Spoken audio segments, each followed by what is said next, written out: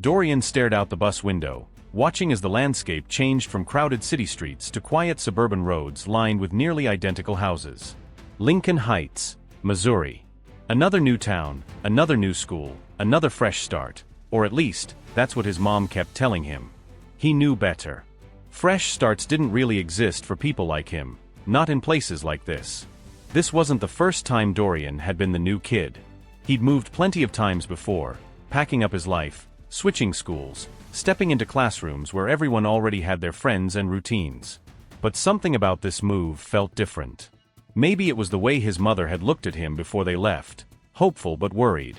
Maybe it was the way his uncle had clapped a firm hand on his shoulder before he got on the bus and told him, "Keep your head up, boy. Stay in control."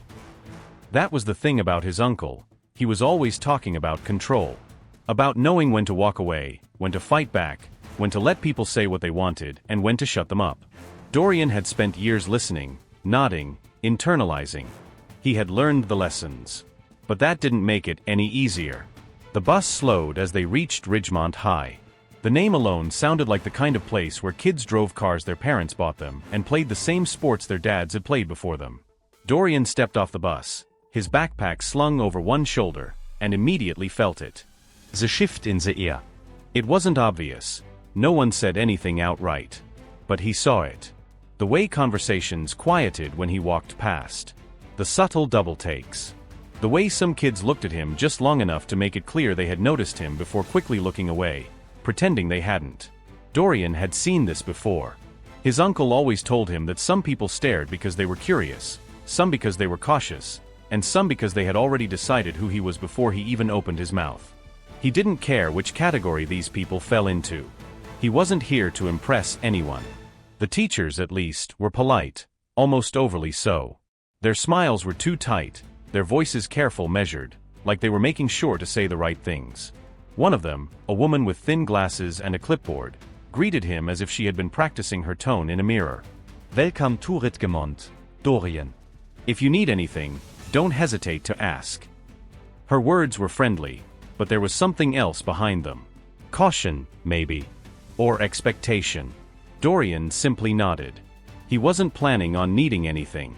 The first few periods passed without much issue. He took his seat, answered when called on, kept his head down, and focused on the work. That was always the plan. Blend in, don't stand out, don't give people a reason to look twice. But even when he wasn't trying to draw attention, he could still feel it. By lunchtime, the weight of all those stares had settled in, an itch beneath his skin. He stepped into the cafeteria, tray in hand, scanning the room for a place to sit. Most tables were already filled, groups of students locked in conversations that didn't include him. A few glanced in his direction, whispering something to each other before turning away. Same old story. Then, he spotted a table near a guy who was too busy scrolling through his phone to care. Gut genug. Dorian started toward it, setting his tray down. "You lost." The voice cut through the noise around him. Dorian turned his head slightly. A blonde kid, maybe an inch shorter than him but sitting with the confidence of someone who had never been told no in his life, leaned back in his chair. His smirk was easy, relaxed. The kind that came from knowing he had an audience. Around him, a few other guys watched, amusement flickering in their expressions. Dorian exhaled slowly, keeping his face unreadable. "Didn't know I needed a map." The blonde kid chuckled, shaking his head. "Just making sure. Not a lot of new faces around here." There was hesitation in his voice, an unspoken weight behind his words. "Not a lot of new faces like yours." Dorian heard it loud and clear. He met the kid's stare, unreadable. "Guess I'm the exception." The smirk widened, but there was something else behind it now. Amusement. Interest. Maybe something else. "Welcome to Ridgemont, man." Dorian didn't respond. He just sat down, picked up his fork, and started eating. He had a feeling that wouldn't be the last conversation they had. The first day of lunch at Ridgemont High was just as Dorian had expected. Crowded, noisy, and full of people who already had their own groups, their own places. He moved through the cafeteria, tray in hand, scanning for a spot that wasn't completely closed off to him. Most tables were full, the students engaged in conversations that didn't include him. Some barely acknowledged his presence. Others whispered just loud enough for him to know they were talking about him. He didn't let it bother him. It never did. Then he heard it. "You lost." The voice was casual, almost lazy, but there was something sharp underneath. Dorian turned his head slightly. A blonde kid sat with his legs stretched out onto the table, leaning back in his chair like he owned the place. His smirk was easy, confident, the kind that belonged to someone who had never once been put in his place. Around him, a few other guys watched, some grinning, some just waiting. Dorian recognized the type immediately. Bryce Tanner. He didn't need to hear the name to know it. Every school had one. The golden boy. The one who walked down the halls like he had been born to be there. The one whose friends laughed at all his jokes, whose teachers excused his behavior, whose parents had enough money to make sure nothing ever really touched him. Dorian didn't react. He just let out a slow breath. "Didn't know I needed a map." Bryce chuckled, shaking his head. "Just making sure. Not a lot of new faces around here. Not a lot of faces like yours." He didn't say it out loud, but he didn't have to. Dorian held his gaze for a second, then shrugged. "Guess I'm the exception." The smirk widened just a bit. But there was something behind it now. Amusement. Curiosity. And something else, something more dangerous. "Welcome to Ridgemont, man," Bryce said. Dorian didn't answer. He just sat down and started eating. He wasn't interested in playing whatever game Bryce was setting up. But Bryce wasn't the type to let things go unnoticed. The first few days, it was just little things. Whispers in the hallway. Just laut genug for Dorian to hear. Didn't know they let guys like him in here. How long do you think he'll last? It wasn't new. Dorian had heard it before. He ignored it.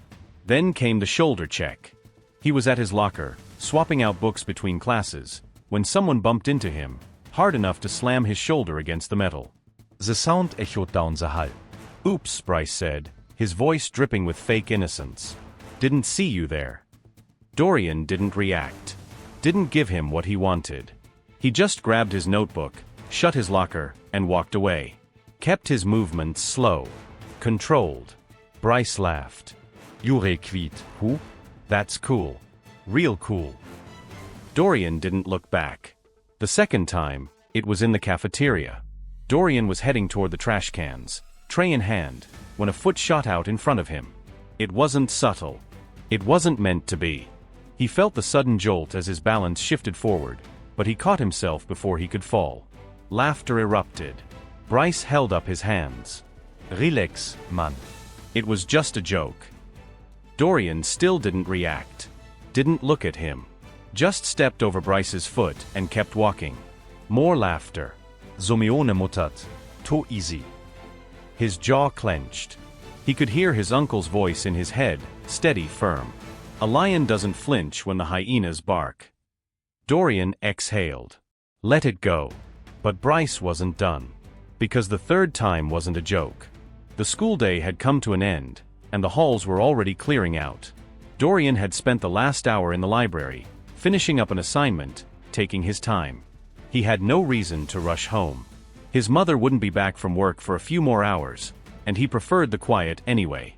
As he stepped outside, the air was crisp, the parking lot nearly empty. Most students had already left, their cars pulling away minutes ago. The few that remained were either waiting for rides or lingering in small groups, lost in their own conversations.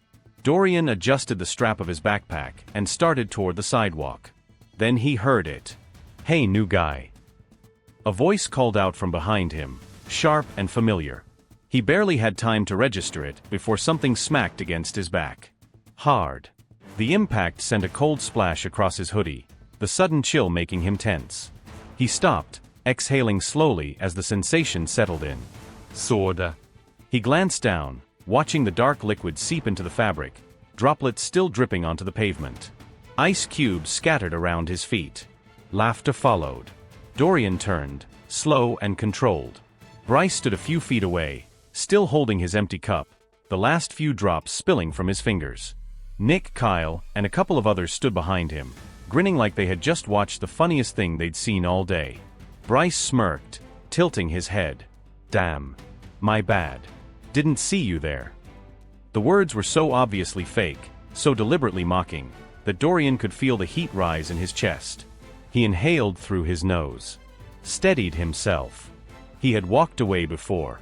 He had ignored the whispers, the shoves, the so-called jokes. He could do it again. So he turned. He started to walk past Bryce, leaving it behind. But Bryce wasn't done. A hand shoved hard against Dorian's shoulder, stopping him mid-step. It wasn't playful. It wasn't light. It was forceful. A challenge. Dorian took a slow breath, jaw tightening. The parking lot had gone quiet. People were watching now. Not just Bryce's friends, but others, students who had been on their way to their cars, students who had nothing to do with this but had stopped anyway. Because they knew what was coming. Nick snickered. Look at him. Bet he's scared. Bryce grinned, stepping closer. What's the matter, man? Got nothing to say. Dorian didn't answer. He just let his backpack slip off his shoulder, dropping it onto the pavement beside him. And that was when everything shifted. The laughter faded. Bryce's smirk twitched, just for a second. He wasn't expecting that. Oh. He let out a low chuckle. You wanna play now? He barely finished the sentence before Dorian moved. Fast. A sharp left feint, just enough to make Bryce flinch. Then the real hit. A right hook, straight to the ribs. The impact was solid, precise. The kind of punch that wasn't just thrown, it was placed, aimed, executed with intention. Bryce let out a choked gasp as the air rushed from his lungs. His body folded, his knees nearly buckling. But Dorian wasn't done. A pivot. An uppercut. Perfect form. Bryce's head snapped back, and for a second, it looked like he might recover, might stay on his feet. Then his legs gave out. He hit the pavement hard. Silence. The watching students stood frozen, expressions shifting from amusement to shock. Nick and the others stared, mouths slightly open. None of them moved. None of them laughed. Dorian adjusted his hoodie, rolling his shoulders back as he steadied his breathing. Bryce groaned, curling onto his side, coughing. Dorian looked down at him, voice calm. You done? Bryce didn't answer. Didn't even try. Dorian glanced at the others. Anyone else? Nobody spoke. He picked up his backpack, slung it over his shoulder, and turned away. He didn't look back. Didn't check to see if Bryce was still on the ground. Didn't care if anyone had their phones out, if this would spread by tomorrow morning. Because in that moment, it didn't matter. He had walked away before. But this time, they had made sure he wouldn't. By the next morning, everyone knew. Dorian didn't have to check his phone to confirm it. He could feel it the moment he stepped onto campus. The way conversations paused as he passed.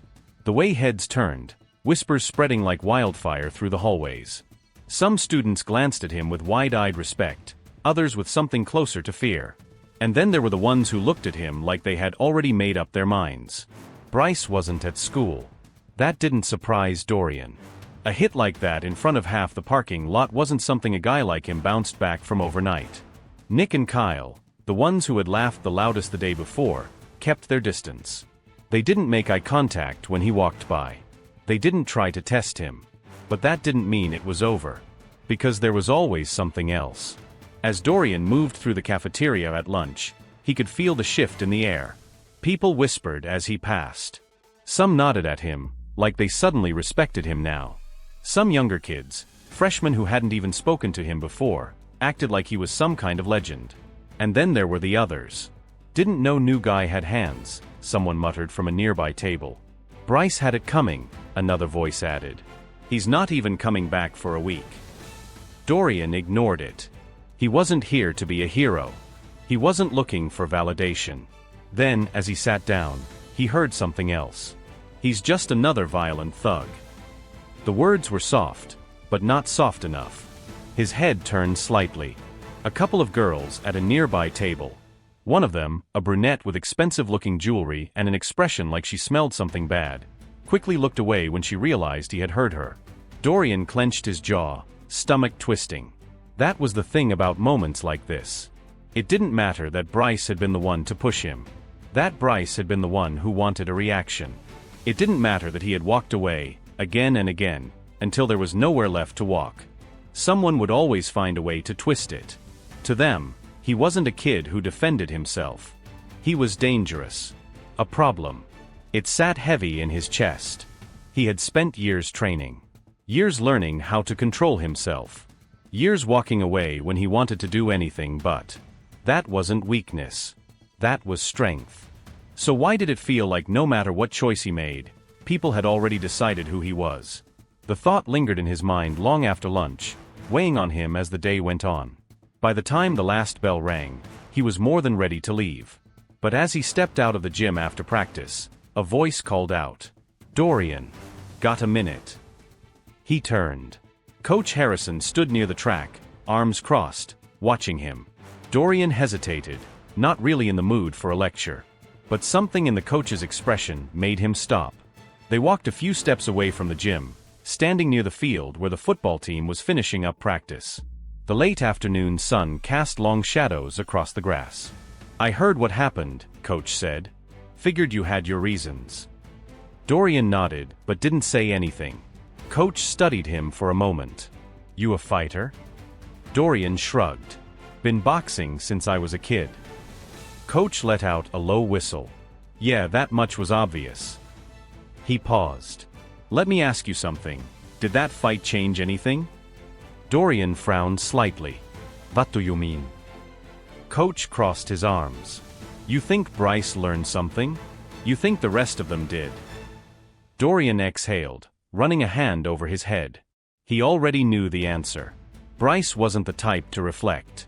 Some people now respected him. Some feared him. And some, no matter what he did, would always see him the way they wanted to. Coach nodded, like he could see the thoughts running through Dorian's head. "Thing is, people like Bryce don't really lose. Not in a way that sticks. He'll come back. He'll run his mouth. The cycle starts again." He paused. "But you're different. You have control." Dorian frowned slightly. "What are you saying?" Coach tilted his head toward the field. "I've been telling the boxing coach to send me a few kids for wrestling. You ever thought about putting all that skill to better use?" Dorian blinked. "Wrestling?" Coach grinned. "Look, I know you can handle yourself. That much is obvious. But there's a difference between winning a fight and learning how to own your power." He held Dorian's gaze. "I've seen too many kids like you get boxed into a reputation they never wanted. You already proved you're not to be messed with. Now prove there's more to you than that." Dorian didn't answer right away. For so long, fighting had been about survival. About standing his ground. But the way Coach was looking at him, the way he spoke, it wasn't about proving something. It was about being more. Dorian sat on the edge of his bed, his elbows resting on his knees, his eyes locked on the old pair of boxing gloves sitting on his desk. They were worn, the leather cracked in places, the laces frayed from years of use. His uncle's gloves. The same ones he had trained with when he was a kid, back when every lesson was about control. About knowing when to throw a punch and when to hold back. He had spent years listening, nodding, internalizing. And for the most part, he had done what his uncle taught him. He had learned restraint, learned to let words roll off his back, learned to walk away even when his blood boiled. And yet, the one time he didn't, this was what people saw. They didn't see the restraint he had shown before.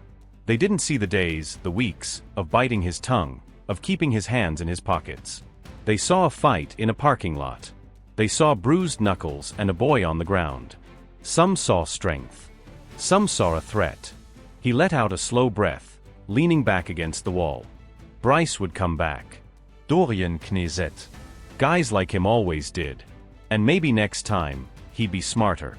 Maybe next time, he'd pick a fight in a place where there weren't so many witnesses. And if it wasn't Bryce, it would be someone else. There was always another Bryce. But that wasn't what bothered Dorian the most. What got under his skin, what wouldn't let him go, was the way people looked at him now. Like he was exactly what they had expected him to be. Like the story had already been written for him. He thought about what Coach Harrison had said.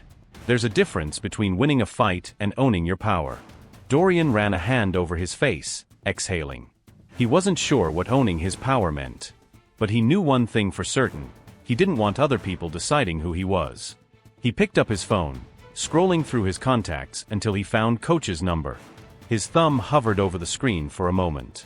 Then he sent the message. "I'm in." The reply came less than a minute later. Good choice. Practice starts Monday.